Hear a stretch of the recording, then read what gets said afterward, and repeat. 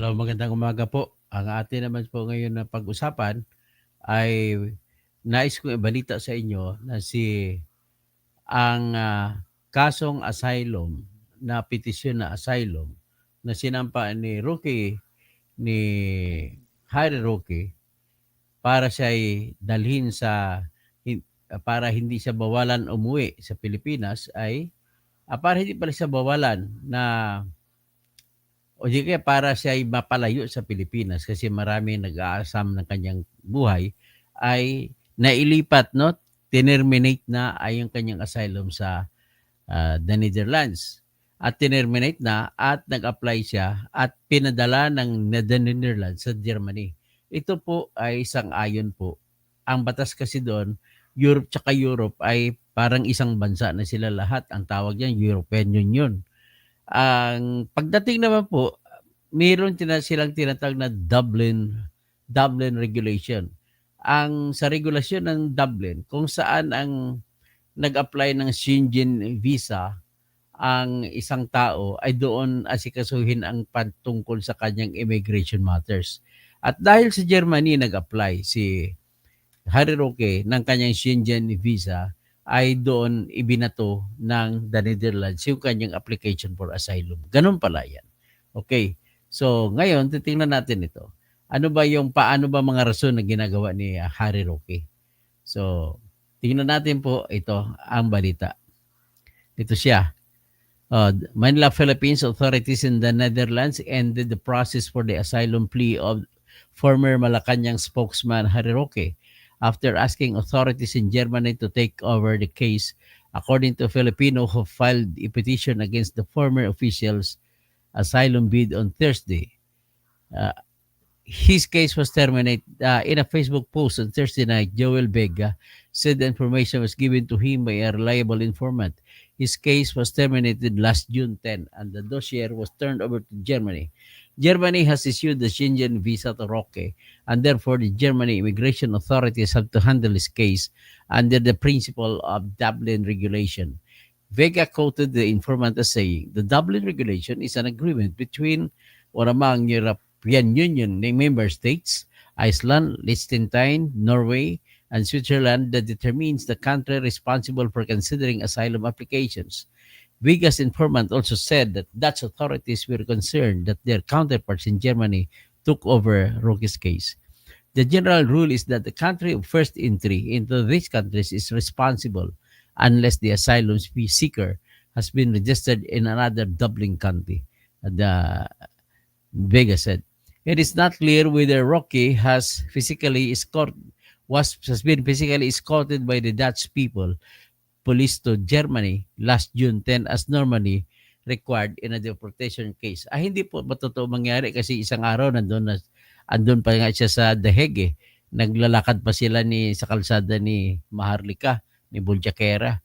So ito po pala yung pagpalipat sa totoong balita ay mananiwala naman sa balita ng Manila Times at reliable na mga news entity. At ang nangyari pala, magandang umaga, classmate, Alexander Muhammad, roommate, lahat na, kapatid. Diba? Tapos si Harry Roque ay nandun pa rin siya ngayon. Malamang yung isang araw nagbablog siya, nakasakay sa sasakyan. Malamang yun na yung sasakyan na nagmamaneho siya papunta sa Germany. At doon na pala siya, ang kanyang kaso mula sa the Netherlands inilipat sa Germany. So nung nilipat sa Germany, doon na niya tatapusin ang kanyang application sa asylum. Ang kanyang dahilan sa asylum, basahin natin. Ito, tingnan muna natin yung naglakad sila ni Maharlika, no? O di kaya ito lang muna titingnan natin yung kanyang news na balita. Sabi niya fake news daw yung binalita na siya inaaresto. Hindi naman, fake news nga naman talaga. At hindi totoo yun. So ito po yung ang kanyang sa Facebook page niya. Fake news alert, denied na naman daw asylum ko. Hindi po denied. In the Netherlands,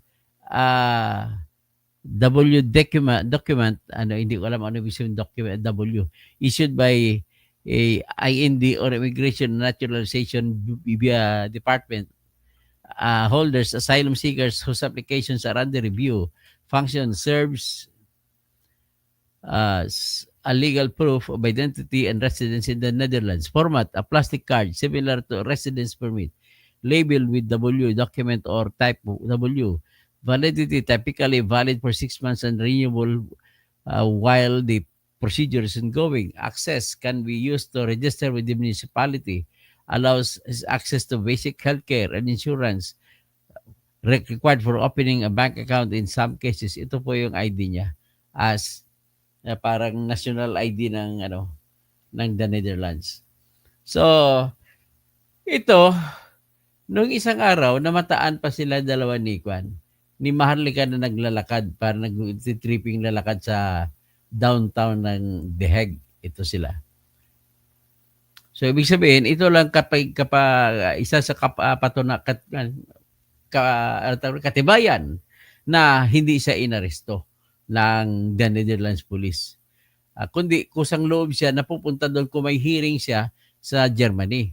Pero pinadala sa Germany kasi ang Germany ay may obligasyon sa ilalim ng agreement ng mga European Union nations na doon sila sa Germany sila maglilitis ng kanyang application. Asan na ba yun? Ito. So, ito yung paglalakad nila. Palakihin natin, sabi niya, parang lumiit yung tiyan ni Spokes. Siyempre, lakad pa naman ng lakad. Lumiit talaga. Ang bangaw at ang mga nobles. Sabi ni Alberto Saladin Pilar, sexy na si Spokes. Okay, tingnan natin si Spokes, pakinggan natin ang pag-uusap nila ni Maharlika. Ito. Pero tingin ko hindi siya mag-prevail dahil ang ating packaging hindi ang matagdagan. Isa. Yeah. So, yan po, naglalakad sila sa downtown ng The Hague. Okay? So, ibig sabihin, hindi totoo yung binalita na totoong balita na naaresto na sila. So, okay yan naman ang ating ang ating masasabi dito, at hanggang dito lang ating sigurong vlog natin, at mukhang malamang ang argumento niya po ay persecuted siya dito, ay hinahabol siya kahit walang ebidensya yung kasong trafficking labang sa kanya. Sa totoo lang, impresyon ko lang ito. Wala po talaga, kung basihan lamang natin ang hearing sa Quadcom, wala akong nakitang ebidensya na magsasabi guilty siya sa trafficking. Abogado lamang siya. ang layo. Kung ako tanungin mo ay ganun talaga ang sa Pilipinas. Kahit wala kang kasalanan, pagkaaway ka sa politika, ay patay kang bata ka. Parang ganun po yan. So, magandang umaga sa lahat, at hanggang dyan lang muna tayo. Pagpasensya natin si Harry Roque kung paano wala gusto niya gagawin. Ayaw na talaga umuwi sa Pilipinas na. So, Pastor Rodi Rabi, Lita Sambulis, Senate and House. Gastos lang yan, Maria, kung nilipat sa Germany ang asylum ni Attorney Roque, so doon din ang country ni Tatay Digong. Malamang doon din. Malamang Germany ang nag-sponsor sa na bansa para kung saan mamamalagis Tatay Digong kung ilalabas siya ng pansamantala sa ICC na kulungan. Si Francisco Munton, good morning to all. Okay, hanggang dyan na muna tayo, at maraming salamat po sa inyo. At may gagawin pa